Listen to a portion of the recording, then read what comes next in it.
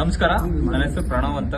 ಅಂತರ್ಯಾಮಿ ಸಿನಿಮಾದ ಪ್ರೊಡ್ಯೂಸರ್ ನಾನು ಹೀರೋ ಆಗಿ ಈ ಸಿನಿಮಾದಲ್ಲಿ ಕೆಲಸ ಮಾಡಿದ್ದೀವಿ.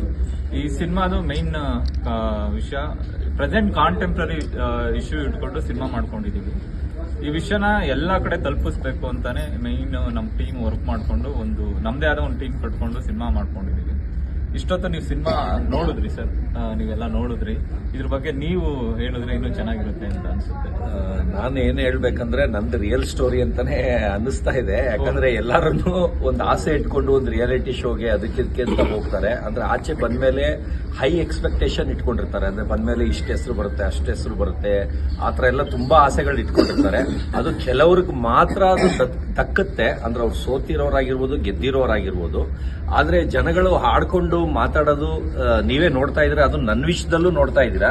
ಆದ್ರೆ ನಾನು ಅದನ್ನ ತಲೆಗೆ ಹಾಕೊಳ್ಳೋನು, ಸೂಸೈಡ್ ಮಾಡ್ಕೊಳ್ಳೋನಲ್ಲ. ಹೀರೋಯಿನ್ ತರ ನಾನು ಆತರ ಕ್ಯಾರೆಕ್ಟರ್ ಅವನಲ್ಲ.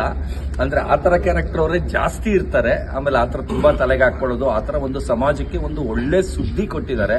ಅಂದ್ರೆ ಏನೂ ಆಸೆ ಇಟ್ಕೋಬಾರ್ದು, ಏನಕ್ಕೂ ಅಡಿಕ್ಟ್ ಆಗಬಾರ್ದು, ಆತರ ಒಂದು ತುಂಬಾ ಚೆನ್ನಾಗಿ ಚಿತ್ರವನ್ನು ತೆಗೆದಿದ್ದಾರೆ. ಆಮೇಲೆ ಹೀರೋ ಸರ್ ಅಂತೂ ಇಲ್ಲಿಗಿಂತ ಬಿಗ್ ಸ್ಕ್ರೀನ್ ಅಲ್ಲಿ ತುಂಬಾ ಚೆನ್ನಾಗಿ ಕಾಣಿಸ್ತಾರೆ. ಆಮೇಲೆ ಇವ್ರ ಆಕ್ಟಿಂಗ್ ಅಂತೂ ಸೂಪರ್ ಆಗಿತ್ತು.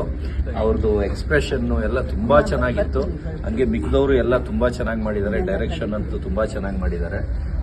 ಇವತ್ತು ಮೂವಿದು ಪ್ರೀಮಿಯರ್ ಶೋ ಇತ್ತು, ಅದಕ್ಕೆ ಬಂದಿದ್ದೆ. ಇವ್ರಿಗೂ ಎಲ್ಲ ಒಳ್ಳೇದಾಗ್ಲಿ. ಇನ್ನ ಸುದ್ದಿ ಇನ್ನ ಚೆನ್ನಾಗಿ ಎಲ್ಲರಿಗೂ ಒಳ್ಳೆ ರೀತಿ. Thank you.